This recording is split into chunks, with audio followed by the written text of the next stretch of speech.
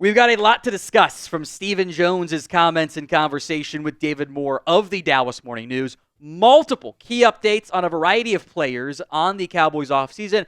So much so, we're going to split this video into two, frankly. Today, I want to focus on Osa Odighizuwa and the contract talks that are apparently already underway between Osa and the Dallas Cowboys, the current outlook of Micah Parsons, the latest on returns for both Rico Dowdle and Jourdan Lewis.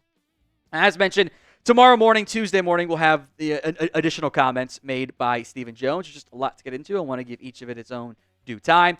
So hit that sub button if you haven't already. First off, thank you to getting us to 209,000 subscribers.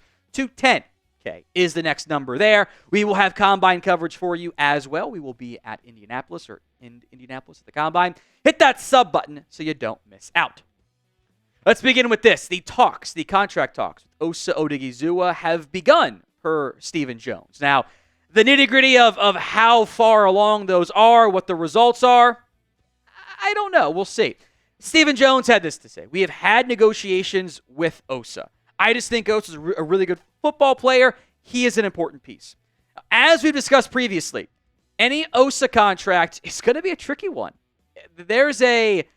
With a not great free agency crop, and with the way the defensive tackle market exploded last offseason, that's not an easy deal to figure out the proper value. Now, Steven in general did leave the door open for a tag. Now, when you look at the money, Osa is the only one that makes any sense. They're not going to tag Rico at 13. They're not going to tag any of the linebackers like 24. The Lewis is like at 20. It doesn't make any sense. They're not going to use the tag on anyone but Osa. And in the end, it's probably too expensive. The franchise tag is $24 million. I don't foresee him getting $24 million on the open market. That just seems highly unlikely. The franchise tag is more in line with the per-year value, but it's still $19.42. That's still a lot of money. And you don't get comp picks if you let him leave in free agency. You get the chance to match or not, and that's... I just don't buy it. I would be surprised if the tag got used, even the transition tag. I think it is more likely they will probably know post-combine if he's back or not. With that said, an extension would also be very expensive. And there are very real pros and cons to paying Osa. You are in dire straits along your defensive line without him. And also it's super expensive for a guy that didn't have that much sack production this past season. So I get both sides. This is where your pro personnel department and your self-scouting has to be good. So will Dallas end up re-signing Osa Odighizuwa? Y for yes, N for no. It is the pinned comment on today's video, so if the ad comes here on YouTube, take advantage of it. Head down there and let me know. The highest paid defensive tackle list has really exploded. You know, Nnamdi Madubuike got $24.5 million last year. Christian Wilkins really had 1 year of high-end quality sack production. Had a massive season. Nnamdi went from 5.5 to 13 to 6.5 the past 3 seasons. Quinnen Williams, Jeffrey Simmons, Buckner, Payne, Lawrence, all getting more than $21.5 million. Leonard Williams, we got to go to top 20 here, because there are 20-plus different defensive linemen who make at least $15 million per year. And some of those were a long time ago. The Grady Jarrett deal, the Jonathan Allen deal. You know, I have a tough time seeing Osa not at least getting $15 million per year on the open market. And there's kind of that little gap between Christian Barmore and Allen, where there's kind of a bit of a tier break between that, 21 to 18. And the Seahawks used Draymond Jones as like an outside linebacker. It didn't make any sense to me, his usage with what he's been previously. He's a 3 technique to me.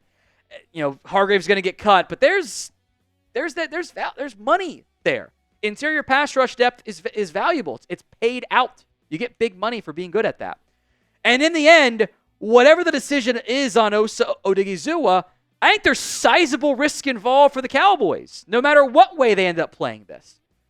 Now, on one hand, he hasn't had great production over the course of his career. I don't think he's ever going to be an elite run stopper, and that's fine. I think he's going to be more of a disruptive 3 technique.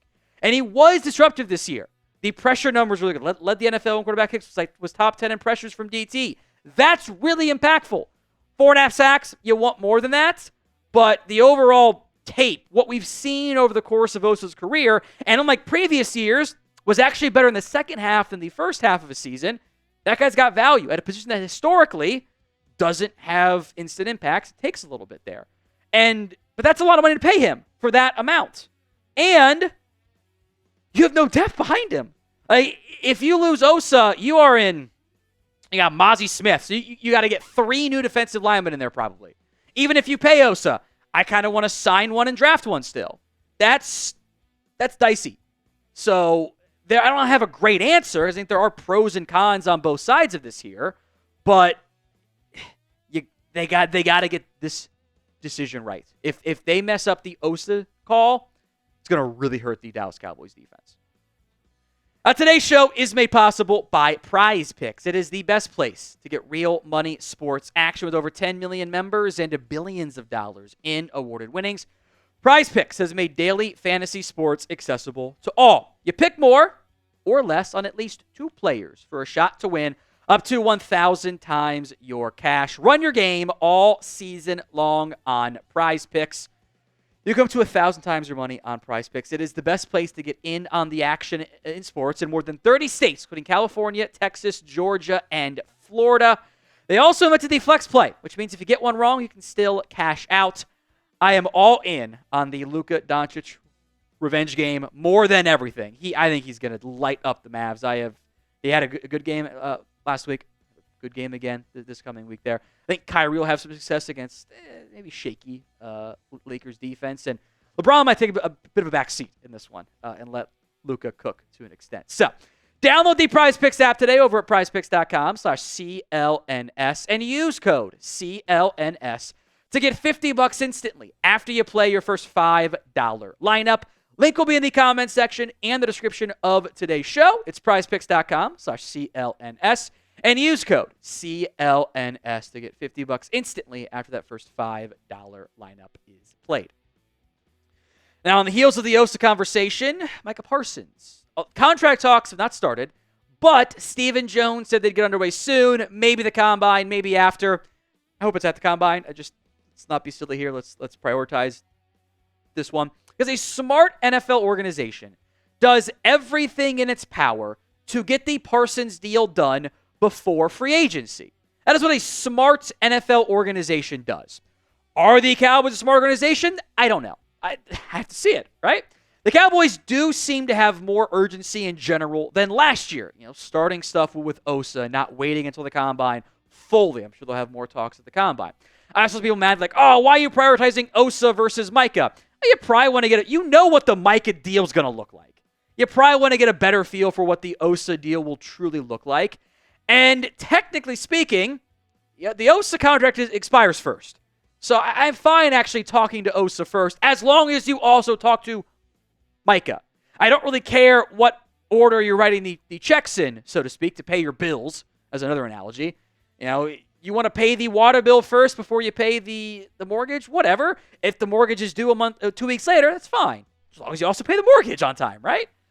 In the end, I need to see results from this team when it comes to their moves in the offseason, free agency in particular, before I believe them, before I trust them. And it's not just lip service of, we're going to get that Micah deal done. We're going to try to get that Osa deal done.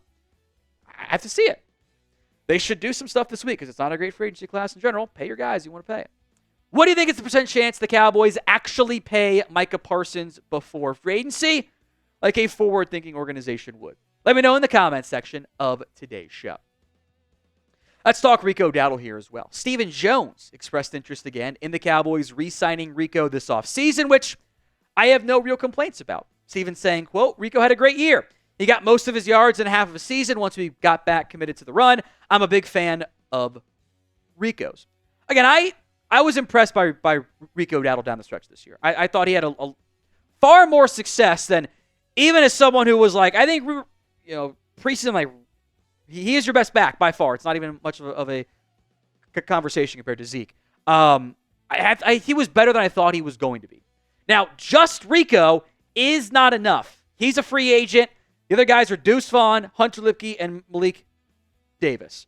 Those guys are not enough in the backfield. Period. Full stop. Even if you re-sign Rico, which I'm down to do, you need to draft somebody else probably before that third round ends, because I don't want to get burned like I did last year with no fourth round pick again. I would like an explosive back. Ideally Travion Henderson. Like if I thought he gets to the third, but that'd be like the dream, the impossible scenario. where it's just like, yeah, we got this explosive, crazy fast back to pair with Rico Dowdle, keep their touches down low. That's good to me. So do you want Rico Dowdle back? Type in K for keep, L for you allow him to leave. Go vote in the comments of today's show.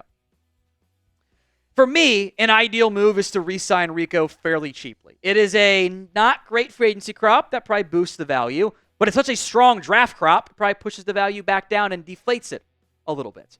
If I can get him for the Antonio Gibson, maybe adjusted for salary cap rise contract, I'm all in on that. And then I'm also going to draft a back. I'll spend, if Genty's there in round 1 or in round 2, round 3, depending on how I feel my other needs. If I can add another back to have a committee, an impactful committee, I like that idea. And ideally, that back's got some juice. To get to the outside, to do some more outside zone stuff, to have some of the explosive ability. That Rico's not a bad runner by any means, but he's not a burner, Getting some juice there, I think, would be ideal to me. Let's talk Jourdan Lewis then. The Cowboys and Stephen Jones, again, they want to bring him back this offseason, which I love. That's what I want to do, too. Here's what Stephen said. We're interested, obviously. Definitely in J. Lou. He's our starting nickel.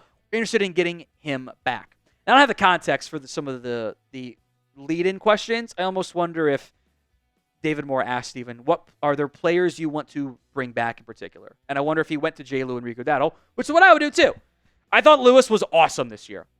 I thought he was good against the run. I thought he was good in coverage. He brings some physicality that team doesn't have. And as a nickel corner, he's not going to be overly expensive.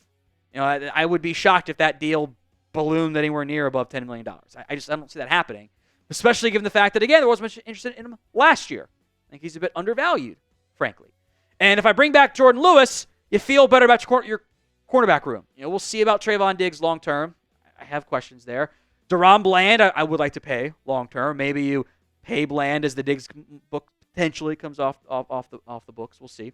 And then you keep Lewis, try to develop Kalen Carson, and then you're fine.